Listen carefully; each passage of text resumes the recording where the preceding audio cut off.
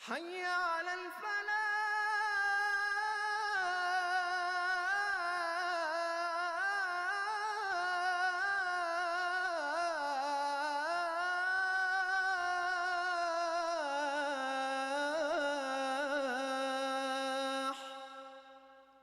Qui sont ces... Oui, il y a 7 catégories de gens qui, dès qu'ils, le jour de la résurrection, dès qu'ils se ressuscitent, dès qu'ils se lèvent de la terre, des anges arrivent avec des montures, avec des boraks. Vous savez, borak? Oui. Borak, c'est un, cheval oui, c'est un cheval ailé. Alors ils viennent avec Borak et les gens montent le Borak et les anges les guident dans un cortège vers l'ombre du trône d'Allah subhanahu wa ta'ala. Ce sont un jeune homme comme vous, un jeune homme qui grandit dans l'obéissance d'Allah.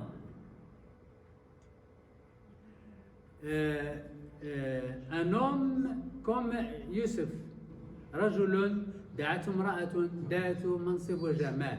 Un homme qu'une femme, une belle femme, une riche femme l'a demandé, comme Youssef alayhi salam, et elle dit non, j'ai peur d'Allah. Donc on a parlé tout à l'heure. Une personne qui est préoccupée par la salat. Il fait la salade de Fajr, il sort, il travaille, il rencontre les gens, mais dans la tête, il pense toujours à la salade de Dor. Très bien, oui. Alors, un homme qui pense toujours à la salade, il pense toujours revenir faire la salade.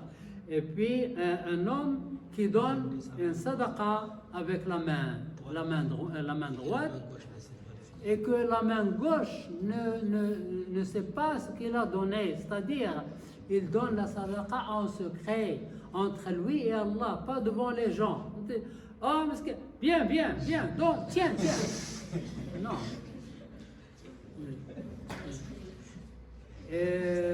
C'est bien de donner la sadaqa devant les gens, devant pas n'importe qui, devant les enfants, devant vos enfants pour les enseigner, pour les encourager à donner sadaqa. Et même vous donnez la sadaqa aux enfants, dit allez, donnez, va donner à un tel, pour les encourager. Ou devant ou le professeur devant les étudiants, ou le père devant la femme, devant les enfants, comme ça, dans l'idée de les encourager, de les éduquer. C'est bien de donner la sadaqa ou devant les gens pour les encourager. Par exemple, il y a le tremblement de l'Haouz, tremblement de terre, et vous montrez la sadaqa pour encourager les voisins, pour encourager les gens. Mais c'est l'intention qui compte. Ça, c'est bien. Mais gardez toujours quelque chose entre vous et Allah. Même pas la femme ne le connaît pas, même pas les enfants ne le connaissent pas. Il y a beaucoup de gens qui meurent. Et après sa mort, des gens arrivent et disent il nous a donné, il nous donne toujours, alors que la femme ne connaît pas, les enfants ne connaissent pas, c'était entre lui et Allah. Le petit-fils de Ali, ibn Abi Talib, il donnait les sadaqas la nuit, il achète la nourriture et il transporte la nourriture seul. Elle a des assistants, des gens qui l'aident. Non, il les transporte tout seul. La nuit, il met la sadaqa devant la porte, il frappe à la porte et il s'en va. Les gens ouvrent la porte, ils ne trouvent personne. Ils trouvent la chose, il le fait entrer. Et personne ne le connaît jusqu'à sa mort. Lorsqu'il est mort, cette habitude est arrêtée, on connaît que c'est lui. Et lorsqu'on fait les grandes ablutions de la mort, de la personne morte, on trouve la trace sur l'épaule. Oui. C'était entre lui et Allah. رجل تصدق بصدقة حتى لا تعلم شماله ما أنفقت يمينه. Même par la main gauche ne connaît pas la main droite, ce qu'a donné la main droite. Deux personnes qui se rencontrent, qui se sont amis, qui se rencontrent pour l'amour d'Allah, pas pour n'importe quoi, pas pour les bénéfices de ce monde, non, pour l'amour d'Allah. Ils se rencontrent pour l'amour d'Allah, ils se séparent pour l'amour d'Allah. Alors ces gens-là, ils sont très importants. Ils sont plus importants que les parents et que les enfants et que plus importants que la femme. Parce que le jour du jugement, on pèse les hasanat et les sayyiat, les péchés et les hasanat.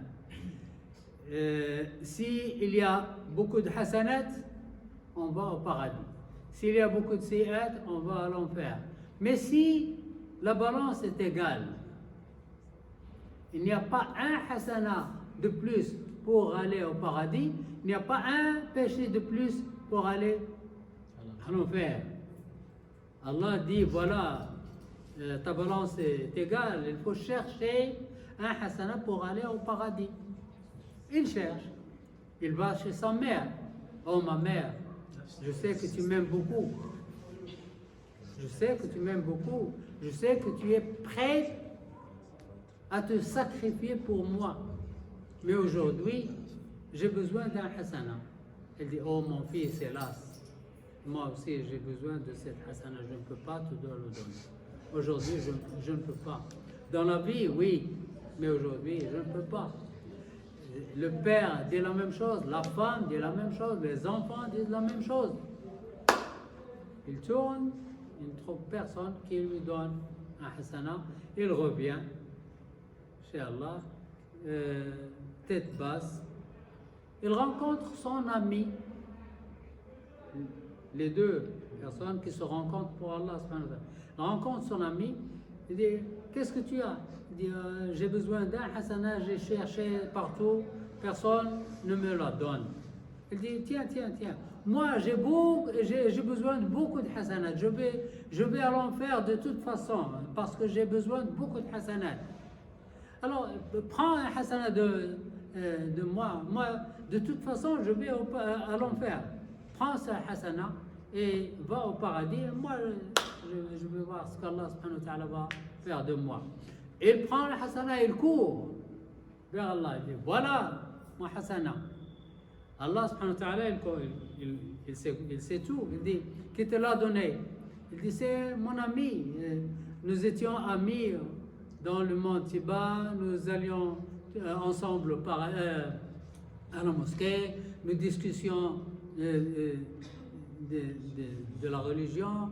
Nous entraidons, etc., etc. Nous sommes rencontrés pour l'amour de toi. Allah dit, est-ce que tu penses que ton ami est plus généreux que moi? Alors va prendre la main de ton ami et entrez tous les deux au paradis. Alors elle entre au paradis alors qu'elle a besoin de beaucoup de hasanat. Mais il a donné un sadaqa là-bas. Ils entrent tous les deux au paradis grâce à cet amour pour Allah. Et rajulun ذكر الله خاليا ففاضت عيناه. Un homme vous savez, la récitation du Coran, il y a la récitation pour la bénédiction quotidienne et la pensée à Allah subhanahu wa ta'ala, à la création d'Allah. Il s'appelle Tadabbur. C'est réfléchir dans la grandeur d'Allah, et un homme il réfléchit et il commence à pleurer tellement Allah est compatissant, tellement Allah est fort, tellement Allah est généreux, tellement Allah, etc. Et il commence à pleurer. C'était une personne, je pense que c'est un chef honnête. Un responsable qui est. Alors, c'est cette catégorie, voilà. بسم الله الرحمن الرحيم ودانية عليهم ظلالها وذللت قطوفها تذليلا ويطاف عليهم بآنية من فضة وأكواب كانت قوارير من فضة قدروها تقديرا ويسقون فيها كأسا كان مزاجها زنجبيلا عينا فيها تسمى سلسبيلا ويطوف عليهم ولدان مخلدون إذا رأيتهم حسبتهم لؤلؤا منثورا وإذا رأيت ثم رأيت نعيما وملكا كبيرا عاليهم ثياب سندس خضر واستبرق وحلوا أساور من فضة وسقاهم ربهم شرابا طهورا إن هذا كان لكم جزاء وكان سعيكم مشكورا